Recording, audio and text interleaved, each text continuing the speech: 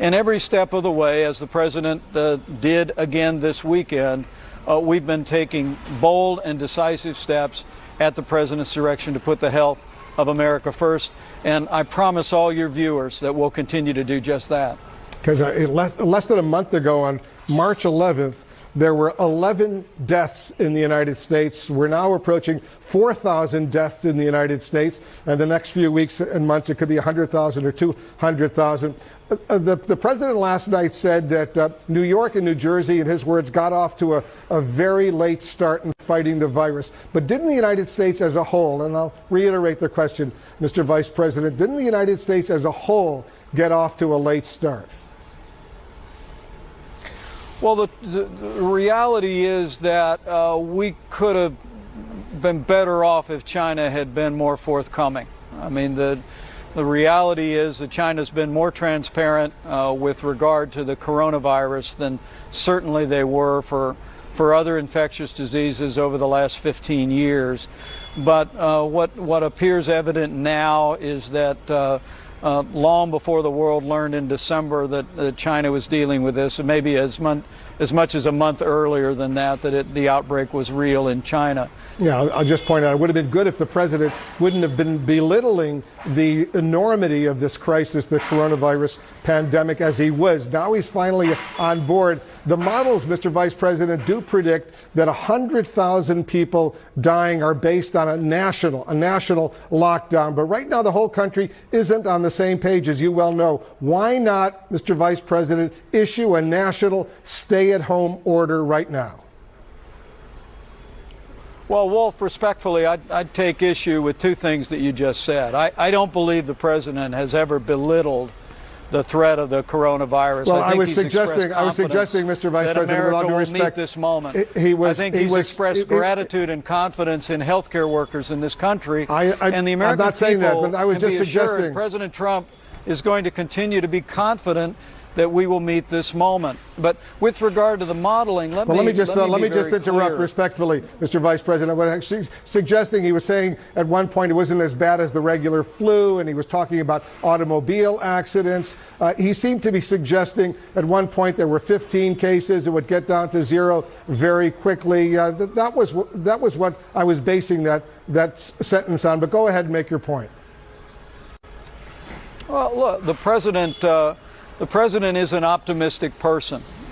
We've been, from the very beginning, when the president suspended all travel from China and stood up the White House Coronavirus Task Force in January, we have been hoping for the best, but planning for the worst. And that's been being worked out every single day.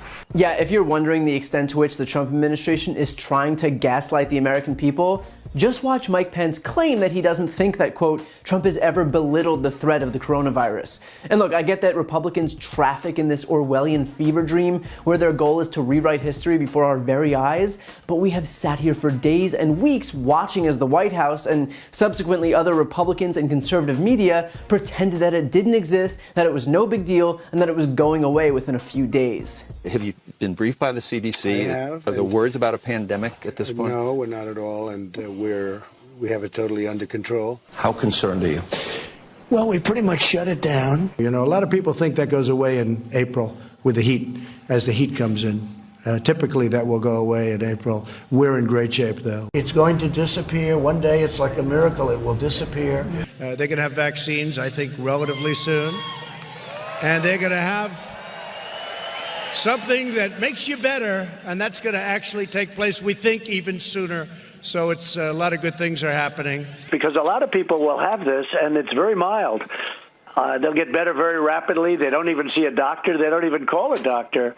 You know, we have thousands or hundreds of thousands of people that get better just by, you know, sitting around and even going to work. Some of them go to work. But as of right now and yesterday, anybody that needs a test, that's the important thing. And the tests are all perfect. Like the letter was perfect. The transcription was perfect, right? This was not as perfect as that, but pretty good. Mr. President, what do you say to Americans who are concerned that you're not taking this seriously enough and that some of your statements don't match what your health experts are saying? That's CNN, fake news. Go ahead. Thank you very much. Be calm. It's really working out, and a lot of good things are going to happen. My first question is, you said that you don't take responsibility, but you did disband the White House pandemic office, and the officials that were working in that office left this administration abruptly. So what responsibility do you take to that? And the officials that worked in that office said that the White House lost valuable time because that office wasn't disbanded. What do you make of that? Well, I just think it's a nasty question, but it's something that we have tremendous control over. Mr. President, the other day you said that you were not responsible for the testing shortfall. Very simple question. Does the buck stop with you? And on a scale of 1 to 10, how would you rate your response to this crisis? I'd rate it a 10. What do you say to Americans who are scared, though? I guess nearly 200 dead, 14,000 who are sick, millions, as you witnessed, who are scared right now. What do you say to Americans who are watching you right now who are scared? I say that you're a terrible reporter. That's what I say. Easter's a very special day for me. And I see it's sort of in that timeline that I'm thinking about. And I say, wouldn't it be great to have all of the churches full? You know, the churches aren't allowed, essentially, to have much of a congregation there. And most of them I watched on Sunday online. And he was terrific, by the way. But online is never going to be like being there. So I think Easter Sunday, and you'll have packed churches all over our country. Because we've done one hell of a job. Nobody's done the job that we've done. And it's lucky that you have this group here right now for this problem, or you wouldn't even have a country left. So I'm sorry, but when this administration pretends that they were always on top of it, they are disregarding video evidence that spans literal months where Trump's position was to calmly will it out of existence with the powers of hope and optimism. Now, another mind-boggling talking point is that when Wolf asks about the United States getting off to a late start, Pence claims that we would have been better off if China had been more forthcoming. So let me start by saying this. Yes, China shoulders the blame for not alerting the rest of the world sooner. Absolutely. That is an issue that needs to be dealt with, and I'm not going to apologize for a policy of denialism and pretend that it's in any way acceptable. But with that said, it's our government that owns the response to it, which was also steeped in denial. So you can't be mad about China lying about the coronavirus and not be mad about Trump also lying about the coronavirus. Seriously, you don't get to blame China for how we responded once it got here. China did not stop other countries like South Korea from responding appropriately.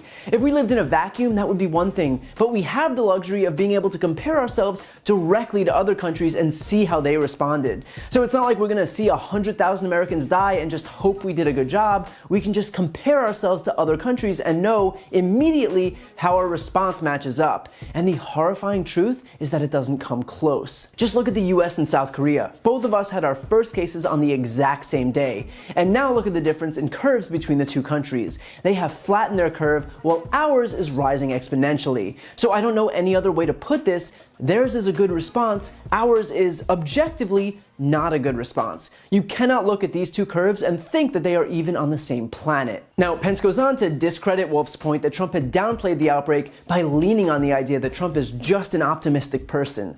But we don't need optimism. We can watch reruns of Friends if we want to have a good time. We needed honesty. We needed preparation. We needed experts. We needed clear messaging and decisive leadership. And we got none of that from Trump. Which is why now we're going to have to bury hundreds of thousands of people while the president and his mouthpieces still, months later, are pointing their fingers at everyone else.